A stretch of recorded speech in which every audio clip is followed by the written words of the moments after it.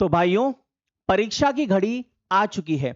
1 जुलाई और 2 जुलाई 3 exam, PGCIL, RRB JE and SCCL. कैसे करें इन सभी को अटेम्प्ट और कैसे आप अपना स्कोर बढ़ा पाएंगे, पेपर को अच्छे से अटेम्प्ट कर पाएंगे, उन सभी के ऊपर हम लोग इस वीडियो में बात करने वाले हैं। सबसे पहले आरआरबी जेई को देखते हैं। टोटल 150 क्वेश्चन है, 150 नंबर के। लेकिन सबसे बड़ी दिक्कत है यहाँ पे 0.33 की नेगेटिव मार्किंग। जनरली 0.25 की होती है, लेकिन इसमें 1/3 की नेगेटिव मार्किंग है। तो आपको अंधाधुंध तुक्के नहीं लगाना है। अगर आप किसी क्वेश्चन का आंसर नहीं जानते हैं तो फिर आप उस क्वेश्चन को छोड़ दीजिए, वो ज्यादा बेहतर रहेगा। यहां पर मैंने दो चीजें मार्क की हैं, एक टेक्निकल और दूसरा physics and chemistry. Physics and chemistry इसलिए क्योंकि सीबीटी 1 भी आपने इसी के बेसिस पे क्लियर किया साइंस पढ़ के, और टेक्निकल आपकी स्ट्रॉन्ग पावर ही होनी चाहिए। तो बाकी जो चीजें हैं इसके अंदर तुक्के लगने के चांस है, लेकिन फिजिक्स एंड केमिस्ट्री आपने पढ़ा है तो सही आंसर आएगा। और टेक्निकल के अंदर भी आपने बहुत सारी चीजें पढ़ी हुई हैं, वही सब पेपर में आएगा। बस आपको हर एक क्वेश्चन को सही करना है, एक्यूरेसी पर सबसे ज्यादा ध्यान देना है। और वो कैसे होगा? हर एक क्वेश्चन को, जो भी स्टेटमेंट वाला क्वेश्चन है उसे कम से कम 2 बार पढ़ के। कोई भी क्वेश्चन आसान लग रहा है लेकिन उसको कम से कम 2 बार पढ़ो। थोड़ा सा टाइम लगेगा लेकिन क्वेश्चन का ठीक आंसर आएगा। हर एक नंबर आपको 1 साल पीछे कर देगा आपके जीवन में। इसीलिए एक्यूरेसी पर ज्यादा ध्यान देना है और तुक्के बिल्कुल भी नहीं लगाना है, क्योंकि 0.33 की नेगेटिव मार्किंग होनी है। और वर्चुअल कैलकुलेटर भी आरआरबी जेई के अंदर अलाउड होता है, बट मोस्टली जो एग्जाम का लेवल है वो 90 to 95% थ्योरेटिकल टाइप होता है। जो न्यूमेरिकल्स आते हैं वो भी बहुत सिंपल टाइप के होते हैं। तो इसलिए वर्चुअल कैलकुलेटर की मुझे नहीं लगता है बहुत ज्यादा जरूरत पड़ने वाली है। लेकिन अगर पड़ेगी भी तो फिर आप उस क्वेश्चन को मार्क फॉर रिव्यू करके लास्ट के लिए छोड़िएगा। बीच में इस वर्चुअल कैलकुलेटर में समय मत गवाइएगा।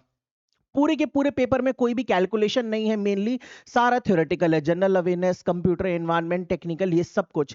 तो 2 घंटे के अंदर आप इस पेपर को आराम से दे सकते हो, कोई भी क्वेश्चन छूटे ना, और अच्छे से पेपर को पढ़ के अटेम्प्ट करिएगा। दूसरी चीज बात करते हैं पीजीसीआईएल की। पीजीसीआईएल में मेरे दोस्त मैथ्स भी है, रीजनिंग भी है, इंग्लिश है और जनरल अवेयरनेस है। अब पीजीसीआईएल में आपको जो स्कोर करना है वो इन 3 चीजों में सबसे ज्यादा करना है। एप्टीट्यूड लगभग लगभग आपको पूरा ट्राई करना है बनाने का। रीजनिंग तो आप बनाएंगे ही बनाएंगे, और टेक्निकल के अंदर भी जितना ज्यादा स्कोर होगा सिलेक्शन उसी के बेसिस पे होना है। अगर मान लीजिए आपने टेक्निकल के 120 में से 100 या 105 क्वेश्चन कर दिए तो फिर आपका सिलेक्शन कोई रोक ही नहीं सकता। लेकिन उनको करने के लिए आपको फिर से वही चीज, क्वेश्चन को ढंग से पढ़ना होगा मेरे दोस्त, समझ गए? जनरल अवेयरनेस के अंदर मेनली करंट अफेयर्स वगैरह की चीजें पूछी जाती है, और इंग्लिश लैंग्वेज में 3 क्वेश्चंस तो कॉम्प्रिहेंशन के ही होते हैं, तो कॉम्प्रिहेंशन से वो 3 क्वेश्चन बन जाएंगे। एक क्वेश्चन पैरा जंबल्ड का होता है जिसमें सेंटेंस अरेंज करना है, वहां से बन जाएगा। एक क्वेश्चन में आपको एरर स्पॉट करना रहेगा या सेंटेंस करेक्शन करना रहेगा, और कुछ क्वेश्चंस आर्टिकल्स या फिल इन द ब्लैंक्स वाले जो रहते हैं वो भी। तो 10 क्वेश्चंस हैं, आराम से आप 4 से 5 नंबर स्कोर कर सकते हो। जनरल अवेयरनेस में ज्यादा तुक्के मत लगाना, तुक्के तो मुझे लगता है किसी भी पेपर में नहीं लगाना चाहिए। इसमें 0.25 की नेगेटिव मार्किंग है और वर्चुअल कैलकुलेटर वगैरह नहीं मिलता है। याद रखिएगा दोस्त, 2 घंटे के अंदर आपको इस पीजीसीआईएल में 170 क्वेश्चन करने हैं, तो जिसमें मैथ्स एप्टीट्यूड भी है। तो ध्यान रखिएगा इस एप्टीट्यूड के अंदर आप बहुत ज्यादा समय खराब ना कर दें, ठीक है? हर क्वेश्चन में मैक्सिमम 1 से 2 मिनट लगाइएगा, उससे ज्यादा मत लगाइएगा।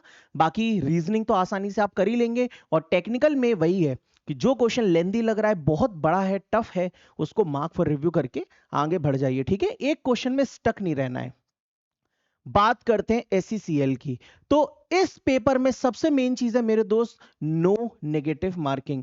जी हां, कट ऑफ हाई जाएगा, लेकिन कट ऑफ से हमें अभी लेना देना नहीं है, हमें अभी अपने पेपर से लेना देना है। तो याद रखो, टेक्निकल इसके अंदर 80 क्वेश्चंस पूछे जाएंगे। जो पेपर का स्तर है वो डिप्लोमा लेवल का रहेगा। इसके अलावा एप्टीट्यूड नॉन टेक 20 नंबर का, जिसमें knowledge of CIL SCCL 10 number की, और aptitude and reasoning ability 10 number की।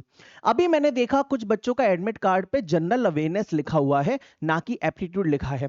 तो अगर आप सीआईएल का ऑफिशियल नोटिफिकेशन भी देखोगे ना, तो उसमें उसने मेंशन किया है जनरल अवेयरनेस हेडिंग, और उसमें लिखा है रीजनिंग एंड मेंटल एबिलिटी, है ना? इस तरीके से लिखा है, लेकिन हेडिंग में जनरल अवेयरनेस है। तो उसने एक्चुअली में जो एडमिट कार्ड है उसमें जनरल अवेयरनेस हेडिंग दी है। लेकिन हो सक अब देखो यार, मैं भी 100% श्योर नहीं हूं कि पूछना, मतलब पूछना तो उसे एप्टीट्यूड और रीजनिंग ही चाहिए अकॉर्डिंग टू नोटिफिकेशन, बट अगर जीके के क्वेश्चंस आ गए तो अभी लास्ट मोमेंट पे कुछ नहीं कर सकते आप, इतना चिंता मत करिए उसका।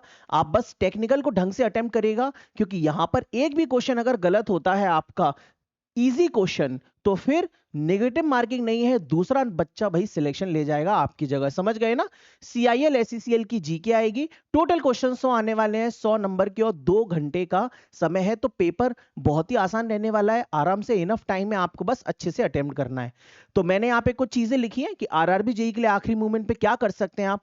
करंट अफेयर्स को रिवाइज कर लीजिएगा, क्योंकि 15 में से कम 7 से 8, 6 से 7 क्वेश्चन करंट अफेयर्स के आ जाते हैं। पहले नॉन टेक्निकल को अटेम्प्ट कर सकते हैं, बाद में टेक्निकल को अटेम्प्ट कर लीजिएगा, और रीड इट ट्वाइस, हर एक क्वेश्चन को अच्छे से पढ़िए, इजी क्वेश्चन गलत नहीं होना चाहिए गाइस। और एक और चीज, कोई भी अगर नया क्वेश्चन आता है तो आपको क्या करना है, ऑप्शंस के थ्रू उसको बनाने की कोशिश करना है, अगर बन गया तो ठीक, नहीं तो छोड़ दो, तुक्का मत लगाओ। पीजीसीआईएल के लिए भी आप पहले रीजनिंग अटेम्प्ट कर सकते हो, बाद में टेक, फिर और बाकी का नॉन टेक है ना। और एप्टीट्यूड में हर क्वेश्चन पे ज्यादा समय मत खर्च करिएगा गाइस। और इसके अलावा एससीसीएल के अंदर कोई नेगेटिव मार्किंग नहीं है, तो ऊपर वाले का नाम लेके क्वेश्चन तो सारे के सारे अटेम्प्ट करने हैं, लेकिन कोशिश करेगा कि ऑप्शंस के थ्रू हम लोग ज्यादा से ज्यादा क्वेश्चंस को सही अटेम्प्ट कर पाए। मतलब वही है कि जिस भी क्वेश्चन में फंसेंगे वहां पर ऑप्शंस आपका सहारा बनेंगे, और अगर नहीं बन पा रहे हैं तो फिर छोड़ दीजिएगा, है ना। एससीसीएल में मत छोड़ेगा, एससीसीएल में तो भाई क्योंकि नेगेटिव नहीं है, ठीक है ना। So all the best to all of you guys, आप सभी बहुत अच्छे से परफॉर्म करेंगे।